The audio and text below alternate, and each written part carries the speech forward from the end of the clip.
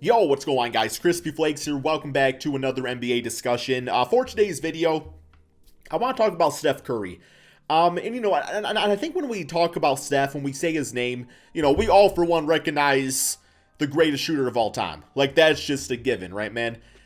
But I think a lot of us also recognize top 2 point guard of all time. If you don't think he's top 2, I'd like to know why in the comment section below. But I just think it's been an interesting past couple of seasons for Steph, especially since Klay Thompson's been out with, with injury and stuff, and Kevin Durant obviously went to a different team. It's been very interesting to see kind of like Steph Curry in this whole solo type of role on the Golden State Warriors. Now, before we start talking about him and, just like the rest of the season, what I expect out of Steph and the Warriors and everything, my last video, I talked about Jaylen Brown's season-ending injury. Season-ending injury. I promise, man. There was no career-ending injury for Jaylen Brown. Season-ending injury. And in that video, I said for every 100 likes that video gets, I will do one push-up, man. As you can see, I'm sitting. I felt like sitting down today, man.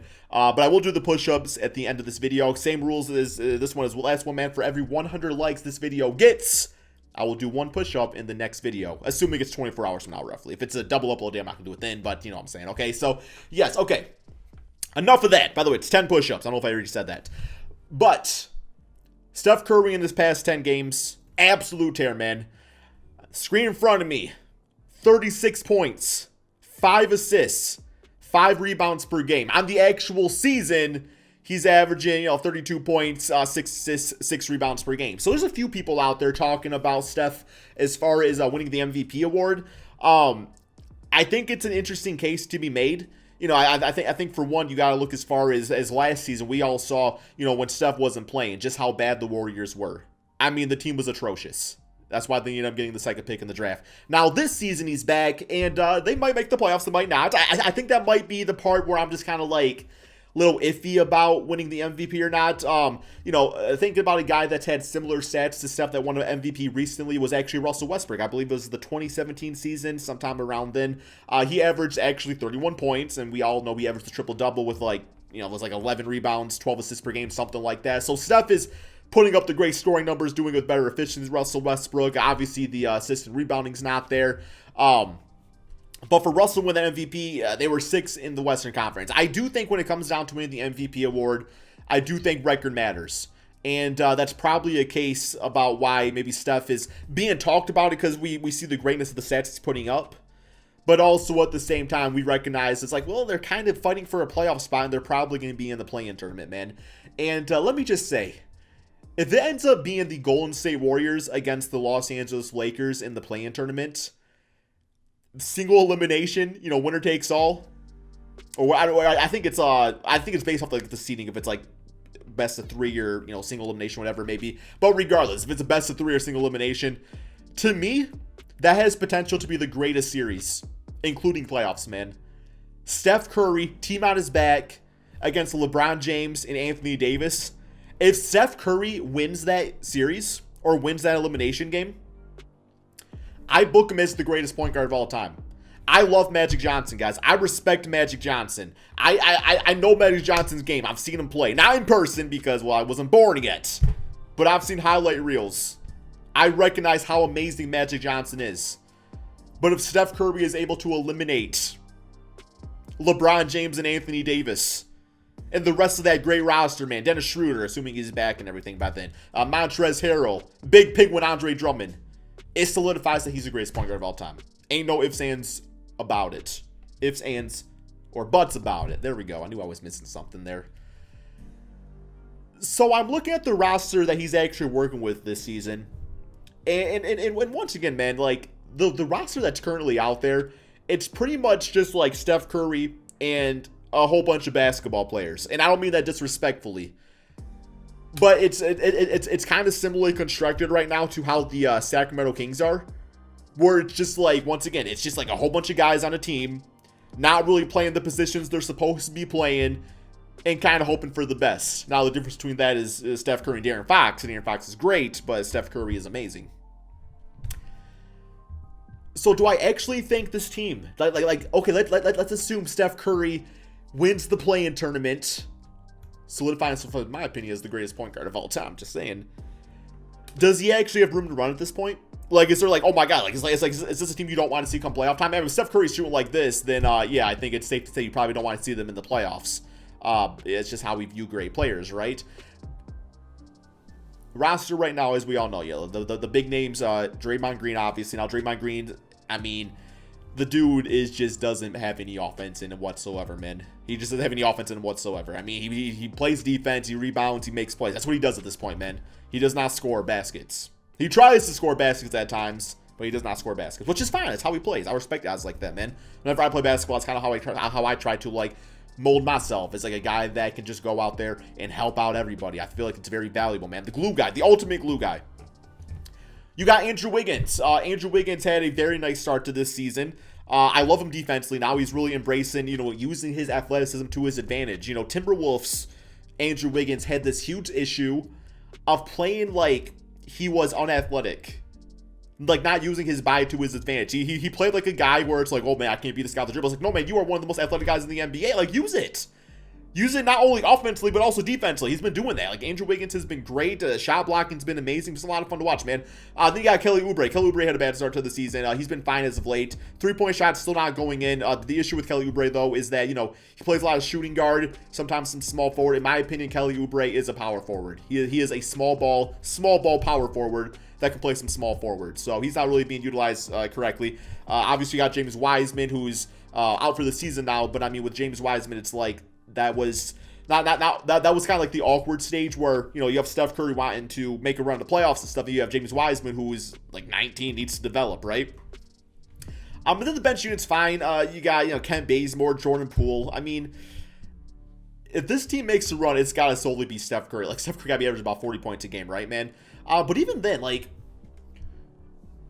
when I watch Steph Curry play basketball, I still feel like I say top 2 point guard of all time.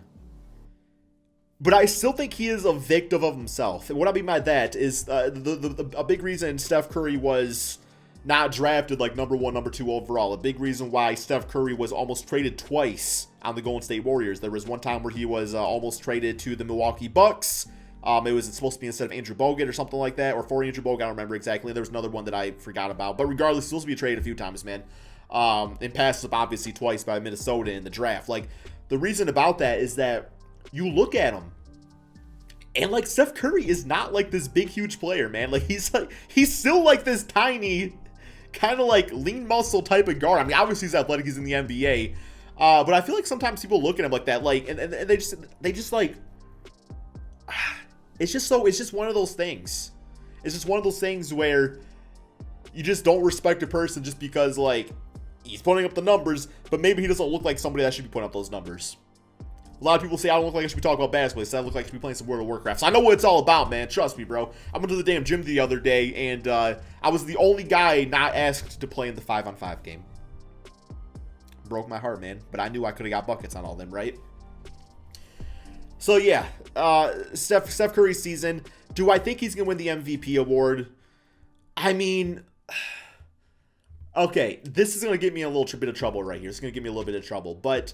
Steph Curry's season this time around kind of reminds me a few seasons ago, LeBron's first season on the Lakers, where it pretty much was like LeBron and a whole bunch of other guys. Now his other guys were Lonzo Ball, I believe Julius Randle, Brandon Ingram, all young bloods at that point. And LeBron didn't get them to the playoffs. I'm just going to say that real quick. Not a LeBron hater, man. I'm just pointing out the facts. Okay, I'm just pointing out the facts, I promise. But I mean, I look at the roster and like...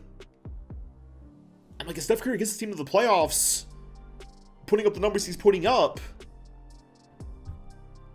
I think he's at least top 3 MVP. I would say I'm gonna even say top 2, man. Number 1 right now, I still have Nikola Jokic. I think Nikola Jokic, it's just, he's had the Nuggets playing good basketball, with Jamal Murray, without Jamal Murray, he has them as a top seed out there. So I still have Jokic as MVP. But I think if Steph Curry can, do some crazy things here to end the season, not a lot of games, not a lot of time left. If he can somehow avoid the play-in tournament, I'm like, yo, man, give it to him, right? Because that's value, right? I mean, you go from literally, second pick in the draft, like worst rec in the NBA last season, to like doing this. Like, how much more value can you get? So yeah, man, I don't really got much more to talk about when it comes to him. I think a lot of us recognize his greatness. But I think at the same time, too, we don't always I think we just kind of take for granted, man. The same case, the same case with LeBron. We take LeBron James for granted too. He'll go out there and it's like, oh, LeBron James falling off. He's only averaging 26 points, 7 rebounds, and 7 assists. The man's falling off. He doesn't got it anymore. It's like if there's a play. It's like multiple players in the NBA. If they were to do that for one season, that'd be their damn greatest season accomplishment of all time, man. So yeah, same case with Steph Curry. The way he's shooting right now. What's the stat I just read? I just read that Steph Curry he's about to break Ray Allen's all-time three-point record. We all knew that was going to happen, but I think he's played like 600 less games, which I will say I do think scoring inflation exists.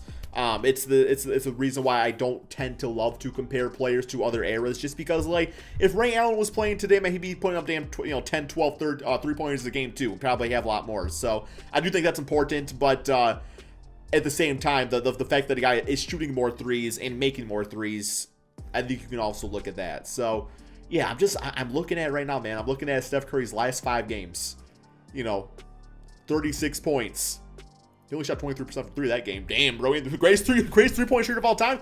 49 points. 34 points. 37 points. 41 points. Now, as far as the teams he's beaten in those last 5, I mean, he got the Utah Jazz just the other night, so that was pretty damn impressive. Got them by 3.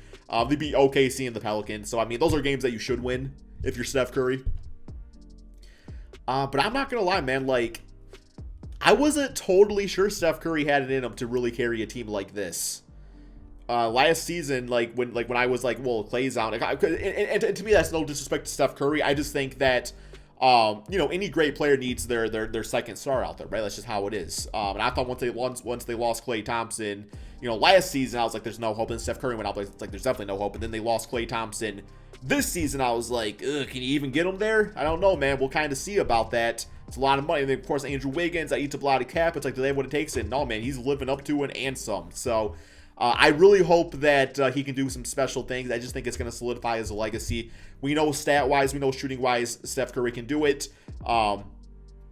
He obviously doesn't have that Finals MVP. I don't think that's that big a deal. I think that shows more towards the teammate side of Steph Curry, which, by the way, that's what makes Steph Curry, in my opinion, man, a top point guard of all time. It's not so much the numbers. It's more so just the leadership. It's the ability to put up those crazy numbers, but also do it playing with Kevin Durant and Klay Thompson. That's what makes him great. Not every single player can play with other great players and have a good impact, have an amazing impact. So yeah, I just want to take a minute to talk about him, man. Okay, I'm gonna do my push-ups now. Oh man, I'm out of breath just simply turning on the camera. All right, 10 of them, man, 10 of them. As I grow this channel, I am going to grow my fitness. 10 push-ups.